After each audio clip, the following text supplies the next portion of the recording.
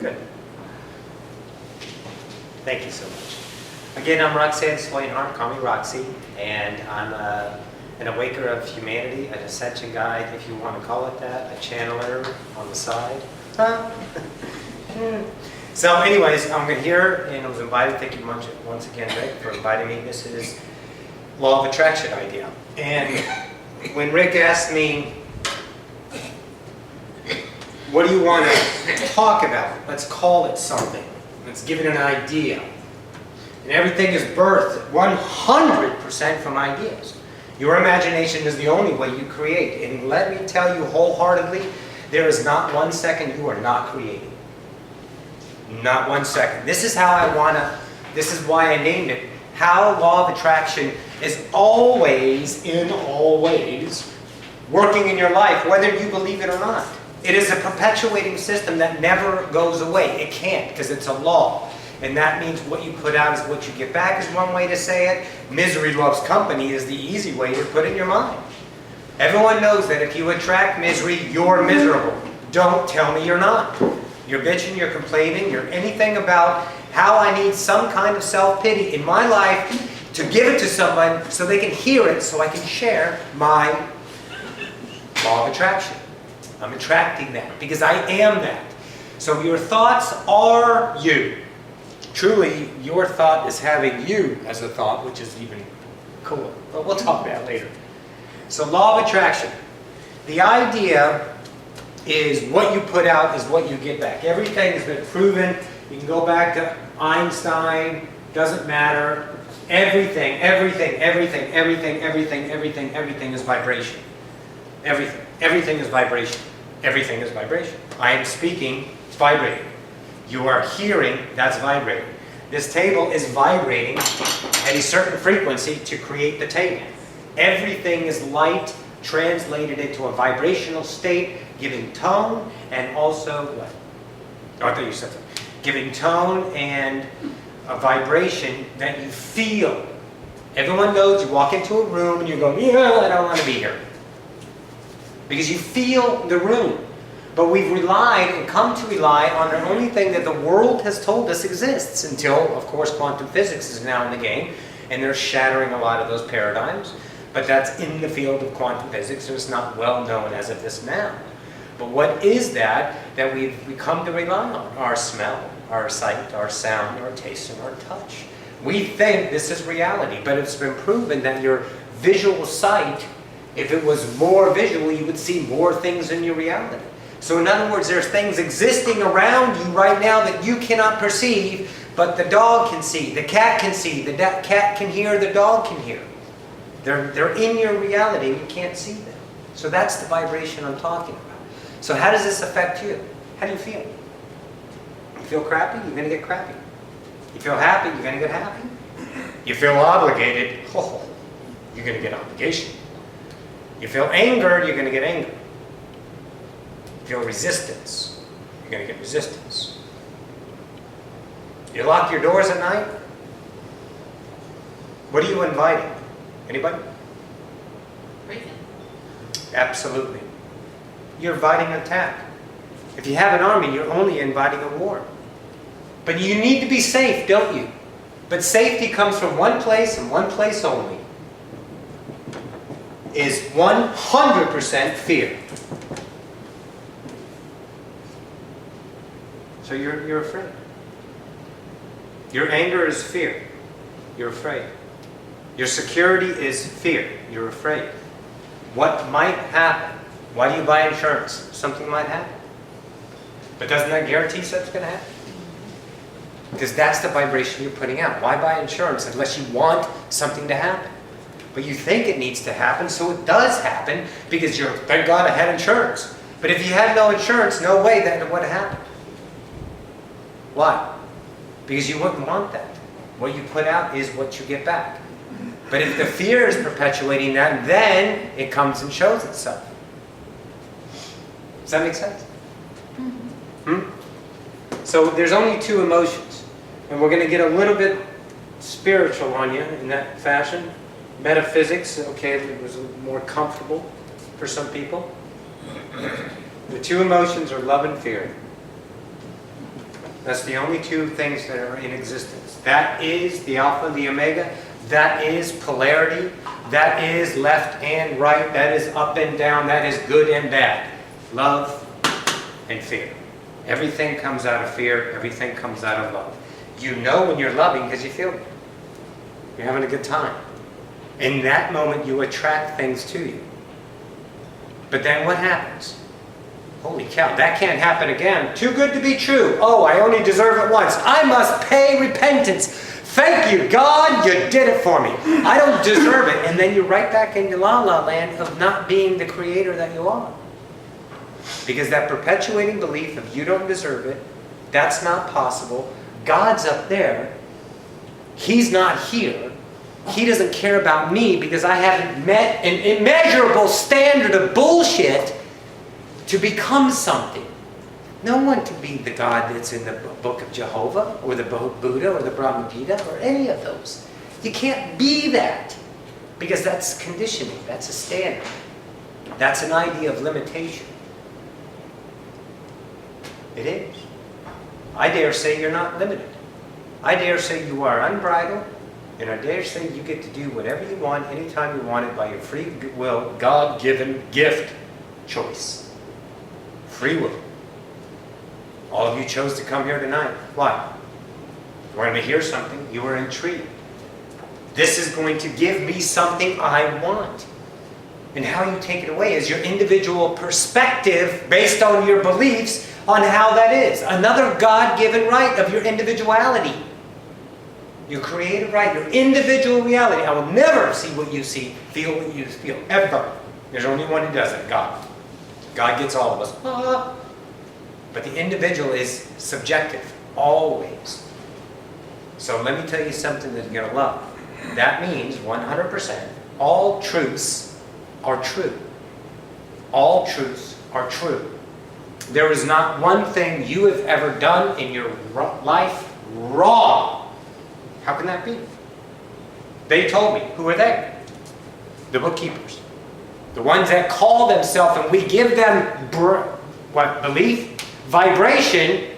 We give them our authority, which sustains that, and then it becomes our judge, our book, our idea of what we need to. Oh, this is a baby. Little puppy getting on the pillow. We give that authority to them, and that becomes our dictators, our tyrannists, our idea of a conditioned reality, so we don't go to heaven or we don't go to hell by their standards, so I need to figure it out. And by the way, I forgot everything when I was born. So you live in the vibration all the time in this condescending and then magical and then obligation and then loving and then fearful all the time. You're bouncing around like a ping pong. And then you settle, don't you? You settle because you can just get by. You're mediocre. So if you're happy enough, you can have an okay life. And then we're okay with it. We're comfortable. And then we're envious when we walk into a grand place like this. Why the hell did he get there? What did he do that I didn't do? Here comes envy. Which is okay. Because envy is the illusion. Envy is fear. Self-pity is fear. Hatred is fear. It's all fear if it's not love. That's your vibrational state. That's the law of attraction that's always, always perpetuating from your vibrational state. This being is a vibrant. If I can raise my vibration, I could become invisible.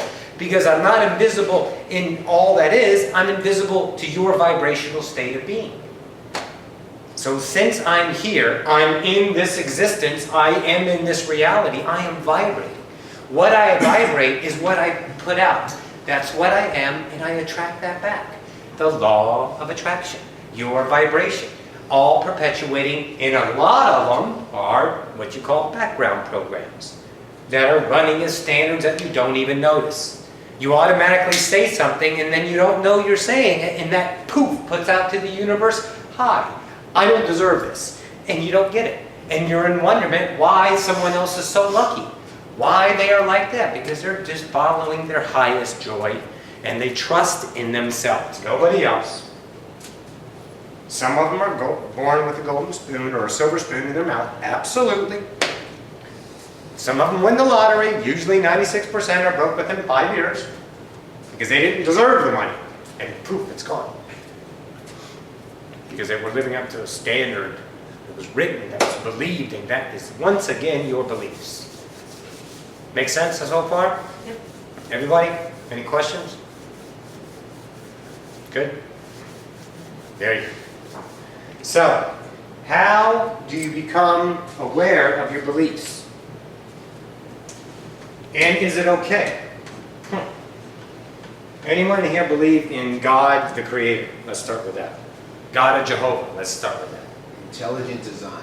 Intelligence design, the Creator, right? Source. Good. So we see something that is above us. Okay, I'm going to change that, give you an idea. Let's put it to something that is equal to us. Okay? And if that hurts inside, that's a belief. Because whenever, listen now class, whenever someone speaks something to you and it comes back in a conflictive, friction way, then that is a belief that is exposing itself to you that no longer serves you. And I'll give you an example.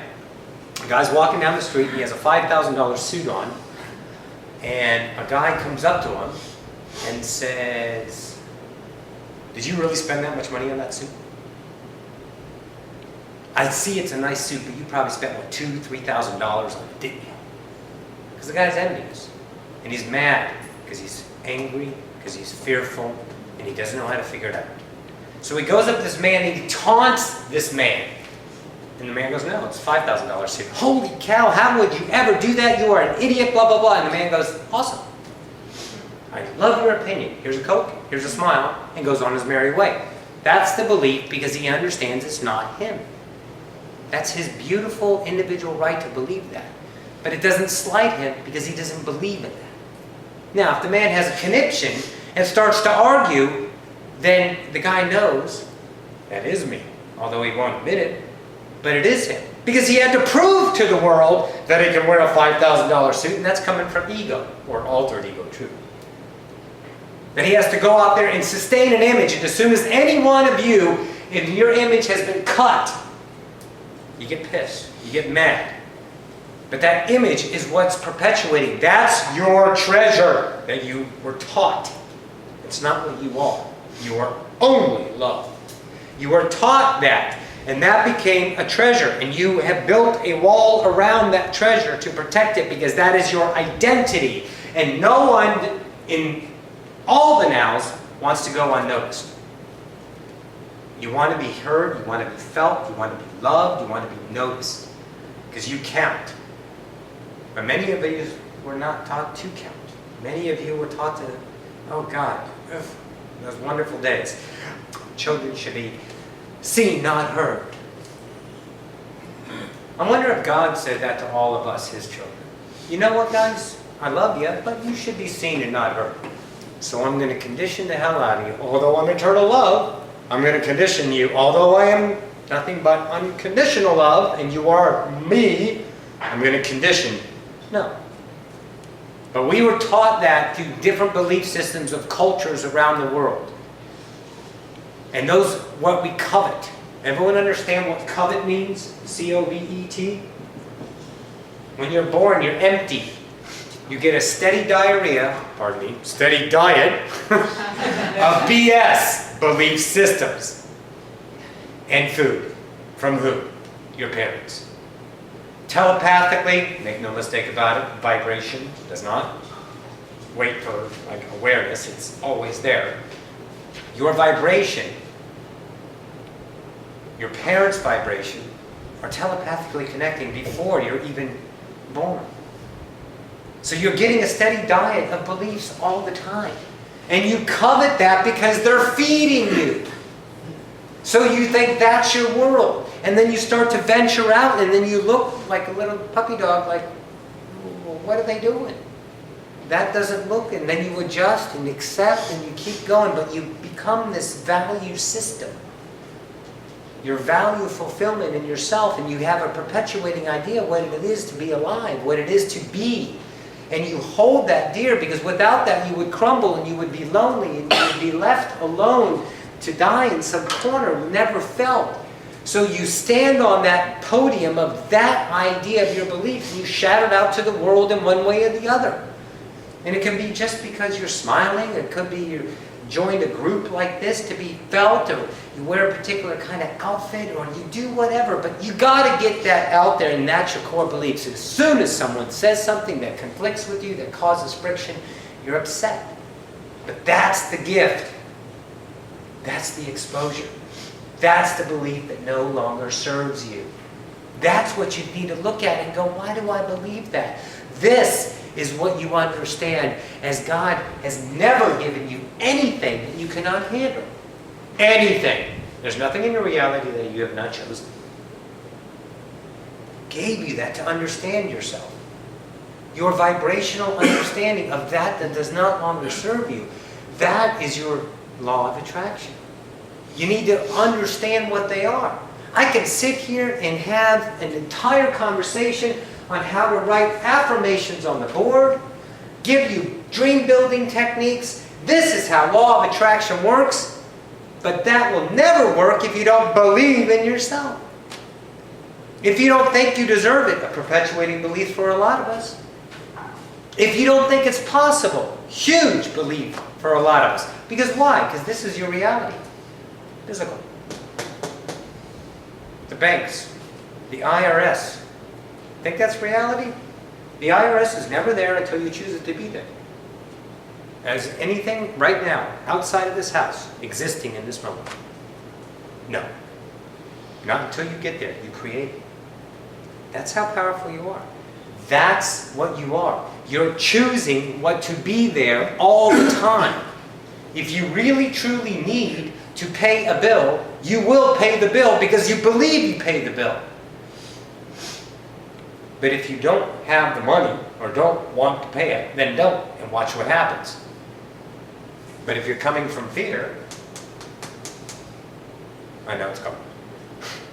If you're coming from fear, then you're going to put out fear, and you're going to draw in what might happen. Your domino effect, yeah, my credit, my this, they're going to bid late bill, they're going to call, and I'm going to get this, and I'm going to get that. Then that's your reality. So that's why the law of attraction idea doesn't work as just a joyous builder and pump you up. You got to figure out what you are, what makes you produce your reality through your perpetuating treasure that you were taught from day one. Each and every one of you know, if I took your spirit, your I am that you see in the mirror, and you look at yourself and go, you're alive, okay? That person, shoot him over to Zimbabwe, we're in an African tribe, we would not be having this talk. Your beliefs are what you are. You would only be coveting what your reality was. That's how interchangeable beliefs are. But you chose this idea, this body, this mask, this vehicle to be.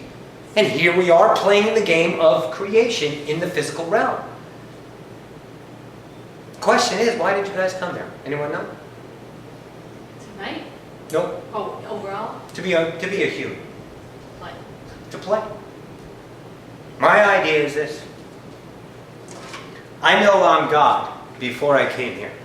I know I am the created entity of God. God took himself and expanded himself into an infinite number of selves so he can experience himself in all the galaxies and all the now through individual expressions of himself. You, and everyone out there and all of you. So you're your own individual expression of all that is. You chose because you know you're God, you're infinitely God, you're creating in the spiritual realm or angelic, and you're being everything, and you're loving it because everything is created in a second for you. I mean, like, boom, it's there, it's there, it's there. There's no effort. So why did you come here? So you can forget who you are, so you can learn who you are. This is your journey home. Many of you have been here thousands of times. You keep coming back. Many of you have died this lifetime and chose to come back. Many of you have had a near-death experience. You actually chose to come back and not die. Why? Because you weren't done. But why would I give myself this? Because this is the greatest gift of them all. Is now you're realizing and remembering who you are. The individual expression of the Creator. Each and every one of you. You left home to come home. But the glorious part of it is you never left. It's all an illusion. It's a dream. You're home right now. You're filled with God.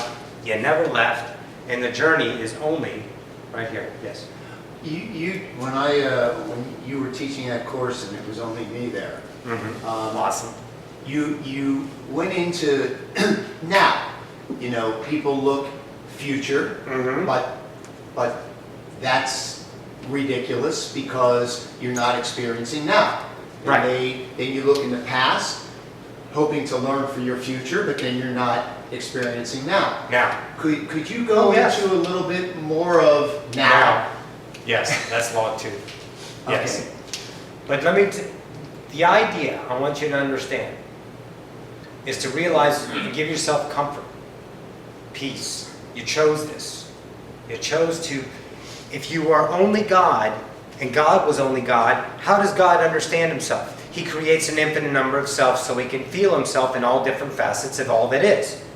You're the same as an entity of God, only knowing all love. How do you know? You separate and go, wow, I'm way over there. I forgot. Let's go home. And you figure it out. And this is the journey. Be at ease. You've been here. It's a reset button. It's really easy. And death is wonderful. It is not to be mourned in any way, shape, or form. It is going home. Understand that. Okay. Everything is here and now. What does now mean? Now means now. Okay? I'll give you this idea. Everyone has the memory of driving here. Everyone has the memory of walking in and sitting down. Everyone has the memory of you guys I started talking, Rick started talking. But the fact of the matter is you just really got here right now and gave yourself the memory of that experience in time. I know that's one of the children. Every moment you're brand new. You're here, you recreate yourself anew every moment. That's why the journey home. If this was a real physical idea, we would be nothing. We would be drained. We would be just not, you can't. It's moment to moment to moment to moment to moment to moment. Instantly. Shifting realities, recreating all the time. So if you focus on now, you really see what life is about. Anyone thinking about going home yet? Then that's where your mind is. Everyone thinking about how you got here? What has to happen this weekend? What do I need to do? In all of your nows. When you get to work, do you think about 5 o'clock? If you're in the now, time flies. Time becomes relevant. If you are right now and here where you're